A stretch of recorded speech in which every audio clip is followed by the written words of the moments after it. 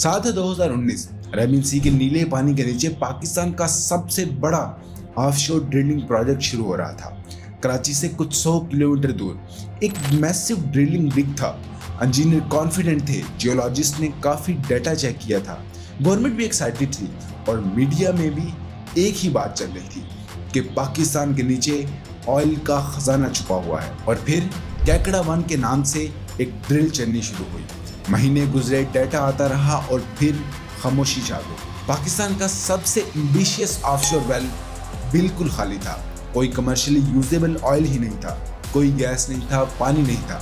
और अब 20 मई 2026 में भी वही कहानी फिर से शुरू होने जा रही है। नए एग्रीमेंट्स, नए ब्लॉक्स, नए क्लेम्स और फिर वही बात कि पाकिस्तान के ऑफशोर एरिया में दुनिया का चौथा सबसे बड़ा ऑयल रिजर्वर हो सकता है। तो सवाल ये है कि क्या इस बार बात कुछ अलग है या सिर्फ वही हेडलाइंस हैं जो कुछ सालों पहले खामोश हो गई थी। हम सीधी बात से शुरू करते हैं।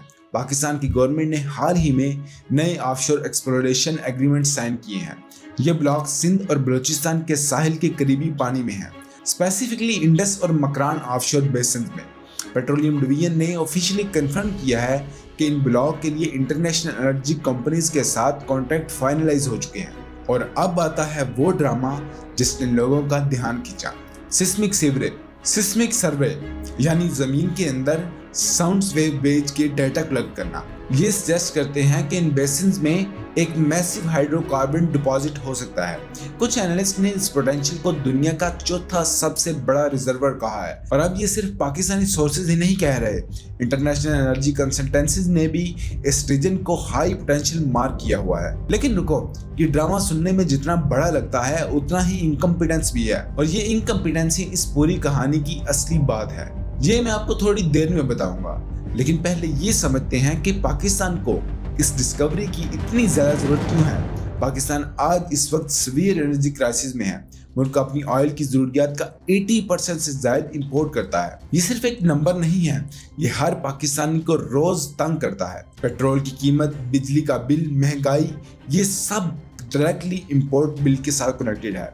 पाकिस्तान हर साल अप्रोक्सीमेटली 15 से 18 बिलियन डॉलर सिर्फ ऑयल और गैस पे इंपोर्ट करने के लिए खर्च करता है।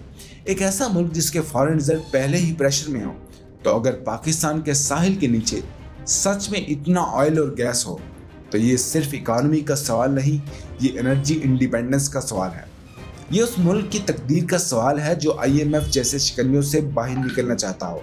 और इसीलिए ये क्लेम इतना पावरफुल लगता है, इसके लिए हेडलाइंस बनती हैं, इसके लिए लोग शेयर करते हैं। लेकिन अब एक सेकंड के लिए रुको। कैकड़ा 1 याद है 2019 वाला? वहाँ भी सर्वेज प्रॉमिसिंग थे। वहाँ जियोलॉजिस्ट ने कहा था कि पोटेंशियल मौजूद है। वहाँ भी हेडलाइंस बनी थी कि पाकिस्तान अब ऑयल से माला माल होने वाला है। लेकिन आखिर में रिजल्ट कुछ और निकले थे। इंटरनेशनल एनर्जी एनालिस्ट का कहना है कि ऑफशोर ड्रिलिंग एक्सट्रीमली एक्सपेंसिव होती है। एक सिंगल वेल $100 मिलियन से ज्यादा कॉस्ट करता है। पाकिस्तान के पास खुद ये रिसोर्सेज नहीं है। फॉरेन इन्वेस्टमेंट और इंटरनेशनल कंपनीज पर ट्रस्ट करना पड़ेगा। और फॉरेन कंपनीज तब आती हैं जब उन्हें स्टेबल रेगुलेटरी इन्वायरमेंट, सिक्योरिटी और प्रॉफिट क्लियर नजर आता है। तो सीधा सवाल ये है, क्या पाकिस्तान ने सब फिक्स किया है? क्या इन नए एग्रीमेंट्स में ये गारंटी है कि एक्सप्लोरेशन एक्चुअली कंप्लीशन तक पहुंचेगी? इस सवाल का जवाब अभी भी किसी के पास नहीं है। ये न्यू एग्रीमेंट्स प्रॉमिसिंग है, ये सच है। मकरान और इंडस बेसिस का जियोलॉजिकल पोटेंशियल रियल है, ये भी सच है। लेकिन इस एक और कंफर्म कमर्शियल डिस्कवरी के बीच में एक लंबी, एक्सपेंसिव और अनसर्टेन राह है। और मेरी अपनी राय ये है कि पाकिस्तान को इस न्यूज को होप की तरह लेना चाहिए, हाइप की तरह नहीं। और अगर गवर्नमेंट और इंडस्ट्रीज ने यहाँ रियलिस्टिक एक्सपेक्टेशन रखी, प्रोसेस ट्रांसपेरेंट रखा और फॉरेन इन्वेस्टर को स्टेबल इन्वायरमेंट दिया, तो शायद इस बार कुछ चीजें अलग हों। लेकिन अगर फिर से हेडलाइंस की तरह काम चलाया तो कैकड़ा 1 की तरह ये प्रोजेक्ट भी हमें फेल होता हुआ नजर आएगा। आप इसके बारे में क्या राय रखते हैं? कमेंट सेक्शन में अपनी राय का इजहार जरूर कीजिएगा। अल्लाह ने मेहरबान।